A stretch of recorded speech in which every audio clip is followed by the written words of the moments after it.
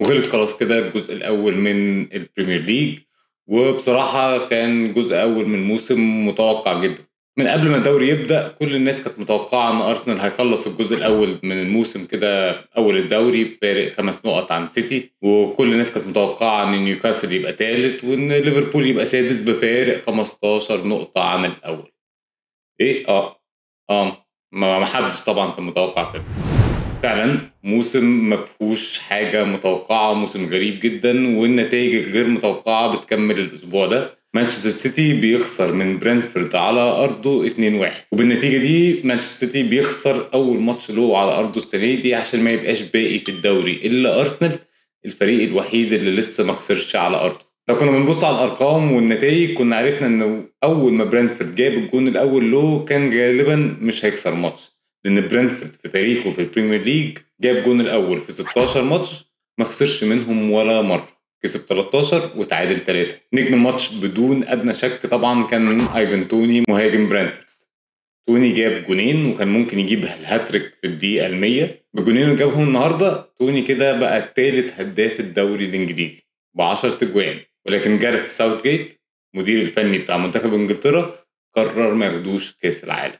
فبصراحة أداؤه في الماتش ده كان رد قوي جدا وشديد قوي على مدير الفني ساوثجيت اللي خد بداله يا كالم ويلسون يا راشفورد. بس في رأيي بصراحة توني كان هو اللي يستاهل يروح. في الماتش ده كمان برنتفورد عمل حاجة ما فيش غير فرقتين غيره عرفوا يعملوها في الدوري الموسم ده، انهم يوقفوا ايرلينج هالاند من انه يجيب جول. وحاجات زي كده بصراحة هي اللي ممكن تورينا ان هو بني ادم عادي زينا، او يعني لو مش زينا احنا فعلى الاقل زي بقية اللعيبة.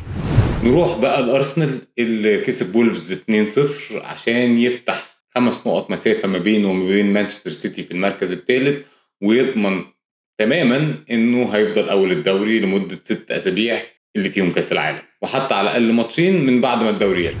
بالنتيجة دي ارسنال بيبقى اكتر فرقة في الدوري الموسم ده كسبت ماتشات بره ارضها، كسب 6 ماتشات بره ارضه، واقرب فريق له كسب 3 بس، يعني نص عدد الماتشات اللي ارسنال كسبها. وزي ما احنا عارفين ان من اهم ميزات الفرق اللي مش هتقول بتكسب الدوري بتنافس على الدوري نتائجها في الماتشات اللي بره ارضها. فلحد دلوقتي بصراحه ارسنال في القصه دي عامل شغل كويس. نتكلم بقى عن الاجوان، ومارتن اوديجارد كابتن الفرقه هو اللي جاب الجونين، وبكده يبقى هداف فرقه ارسنال هو مارتن اوديجارد برصيد 6 جوان، وبيعدي بوكايو ساكا مارتينيلي جابرييل جيزس الثلاثه ب5 جوان.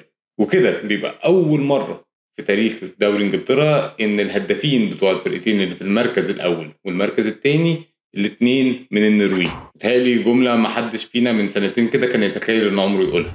ليفربول بقى كسب ساوثهامبتون 3-1، ودي تبقى ثالث مره الموسم ده ليفربول يكسب ماتشين ورا بعض. المشكله في القصه دي ان هو كسب 6 ماتشات بس، فهو عموما لما بيكسب واحد بيكسب التاني وبعدين بيخسر الماتش اللي بعده. فلو عايزين نتوقع كده نتيجة ليفربول قدام استون فيلا في الماتش اللي هيرجعوا فيه بعد كاس العالم، غالبا هتكون خسارة ليفربول لو كمل بنفس الطريقة اللي هو ماشي بيها من أول الموسم.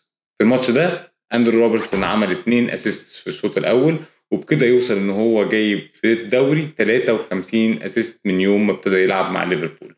53 اسيست ده اكتر رقم اسيست لمدافع في تاريخ البريمير ليج، بالتساوي مع ليتن بينز مدافع ايفرتون. توتنهام بقى بيكمل قمة الإثارة والمتعة اللي هو ابتدى يعملها الفترة الأخيرة، وبيرجع من الخسارة علشان يكسب ليدز 4-3، ودي بتبقى الريمونتادا الرابعة له في آخر 5 ماتشات لعبها. وبيبقى أكتر فريق في الموسم ده بيجيب نقط من ماتشات كان خسرانها، وجاب 13 نقطة. فهي بسيطة، لو عايزين ينافسوا على الدوري أو نتائجهم تتحسن يبدأوا الماتش يجيبوا جون في نفسهم وبعدين يبدأوا يلعبوا.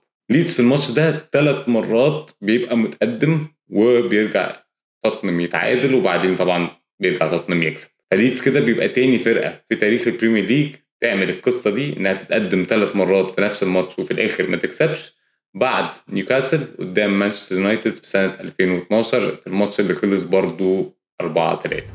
دي كانت أهم أرقام الأسبوع ال 14 في دوري إنجلترا. وكده خلصنا الجزء الأول من الدوري، وهنبدأ بقى بعد كده في كأس العالم طبعا وحلقات كأس العالم، فما تفوتوهاش وأشوفكم الحلقة الجاية.